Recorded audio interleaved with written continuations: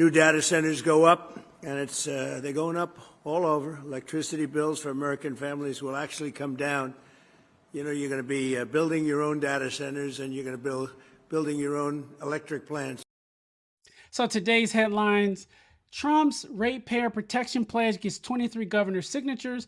There was an Environmental Protection Agency event this past Thursday. 23 Republican governors signed a voluntary pledge to ask tech companies to cover their own data center power costs rather than passing those on to households.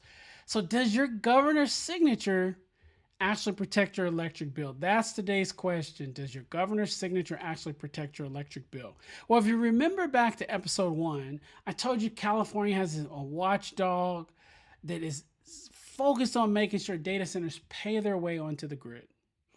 Well, yesterday, it seems like 23 governors agreed nationwide that this should be the case. So there's no more fight. It's over, right? Wrong. I'm going to explain why. A signature is not law, and how the increased cost could still end up on your electric bill. So what actually got signed? They expanded the ratepayer protection pledge. It asked tech companies to do a couple of things. One, pay for the power or build it. Buy or build the power required for the data center. Pay for the upgrades to the grid the data centers require. And then also agree to accept a special utility rate versus the standard residential rate. Back in March, these three things, big tech as a whole agreed to. The Meta, Oracles, Microsofts, Googles, they all agreed to this back in March. And now you have these governors adding their signatures to this in July, and it seems like we're on the right track, but not so fast. The problem is the words are doing all the work. Here's the sentence that matters the most, and we know talk is cheap. Buried in the actual text, it says signatures commit to these principles to the greatest extent possible in our respective positions. That is not law. That's not a binding rate. That's a promise to try. When in the world we live in is a promise to try good enough? There's no penalty if company misses targets, no federal agency enforcing it, no independent audit checking where someone can go and verify that these increased costs ended up isolated and owned by the data centers versus somehow mysteriously blended in our electric bills. What would make this real? And this is kind of what bothers me about what they did at the EPA, these governors.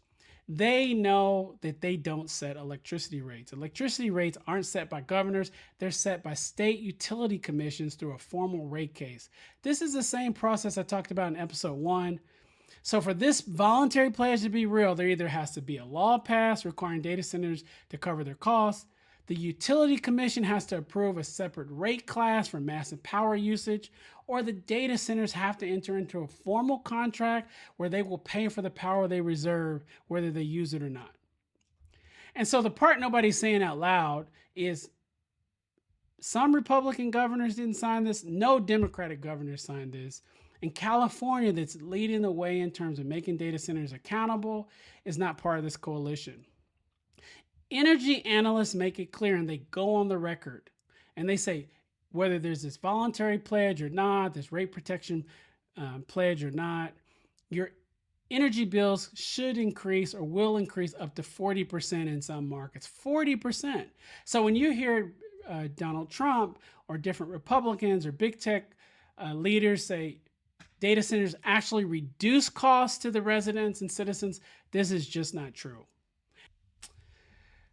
So I want to leave you with this. That governor signing that voluntary pledge is not going to decrease your electric bill. Most likely it will increase it. But there's hope. Why do these companies keep building these data centers? They project this exponential growth in the market, and the data centers will be required. What I'm trying to get people to understand is if we decrease the demand, then they will have to decrease the supply. So stop using big tech AI platforms for everything. Another option would be local AI models that run on your device that you can trust and never touch the cloud. Now, they don't have the CPU or GPU that these big AI platforms have, but for most tasks, they can serve you sufficiently.